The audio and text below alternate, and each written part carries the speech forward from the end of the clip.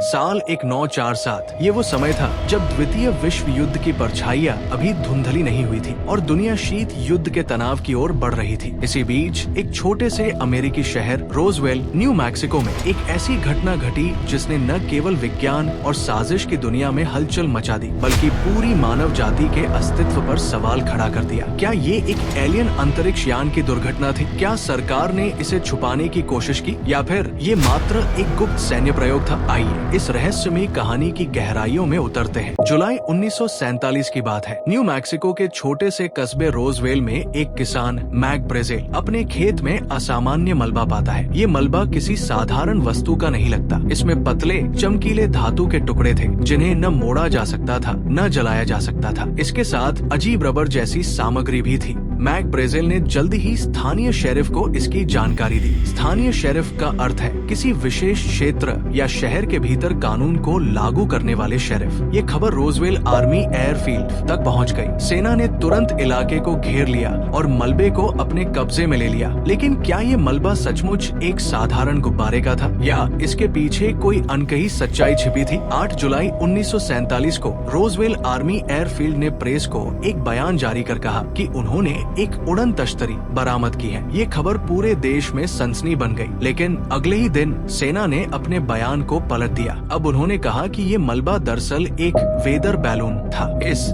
विरोधाभासी बयान ने लोगों के मन में सवाल खड़े कर दिए। क्या सेना ने गलती से सच उगल दिया था या वे कुछ छुपाने की कोशिश कर रहे थे? क्या इस तरह के तेजी से बदलते बयान एक बड़ी साजिश का हिस्सा थे? घटना के बाद कई गवाह सामने आए जिन्होंने इस रहस्य को और गहराया। मैक ब्रेजेल, जिसके खेत में ये मलबा मिला था, उसने कहा ये मलबा किसी साधारण चीज का नहीं था। ये धातु इतनी हल्की थी कि उसे हाथ में लिया जा सकता था, लेकिन इतनी मजबूत थी कि उसे तोड़ा नहीं जा सकता था। जेस मार्शल सेना के खुफिया अधिकारी जेस मार्शल ने मलबे की जांच की। उनका कहना था ये निश्चित रूप से किसी ज्ञात तकनीक का हिस्सा नहीं था। स्थानीय अंत्येष्टि गृह के कर्मचारी ग्लेन डेनिस ने दावा किया, मैंने ऐसे शव देखे जो इंसानों जैसे नहीं थे। उनके सिर बड़े थे और शरीर पतला। कुछ निवासियों ने बताया कि उन्होंने तेज रोशनी और जोरदार धमाके सुने थे। ये दृश्य किसी सामान्य चीज का नहीं था। एक गवाह ने कहा उन्होंने ये भी दावा किया कि सैनिकों ने उन्हें घटना स्थल से दूर रहने के लिए धमकाया। 1994 में अमेरिकी सरकार ने दावा किया कि 1947 में बरामद मलबा दरअसल प्रोजेक्ट मोगुल का हिस्सा था। ये एक गुप्त सैन्य परियोजना थी जिसमें सोवियत परमाणु परीक्षणों की निगरानी के लिए हाई एल्टीट्यूड बैलून का उपयोग किया जाता था। लेकिन यूएफओ शोधकर्ताओं ने इस बयान को खारिज कर दिया। उनका कहना था कि ये कहानी असली सच्चाई को छुपाने के लिए गढ़ी गई थी। उनका दावा था कि प्रोजेक्ट मोगुल की तकनीक उस समय इतनी उन्नत नहीं थी कि ऐसे अजीब मलबे को पैदा कर सके। यूएफओ शोधकर्ताओं का मानना है कि ये घटना एलियन अंतरिक्ष यान की दुर्घटना थी। बरामद मलबा और गवाहों के बयान इसे प्रमाणित करते हैं। कई गवाहों ने दावा किया कि सेना ने एलियन प्राणियों के शवों को बरामद किया और उन्हें गुप्त स्थान पर ले जाया गया। कुछ विशेषज्ञों का कहना है कि वेदर बैलून की कहानी केवल जनता को गुमराह करने के लिए बनाई गई थी। एक अन्य थ्योरी ये है कि ये घटना अमेरिकी सेना के गुप्त प्रोजेक्ट के विफल होने का परिणाम थी। सबूत जो सवाल खड़े करते हैं, मलबा किसी ज्ञात सामग्री जैसा नहीं था। इसे जलाया या मोड़ा नहीं जा सकता था। घटना के तुरंत बाद सेना ने क्षेत्र को घेर लिया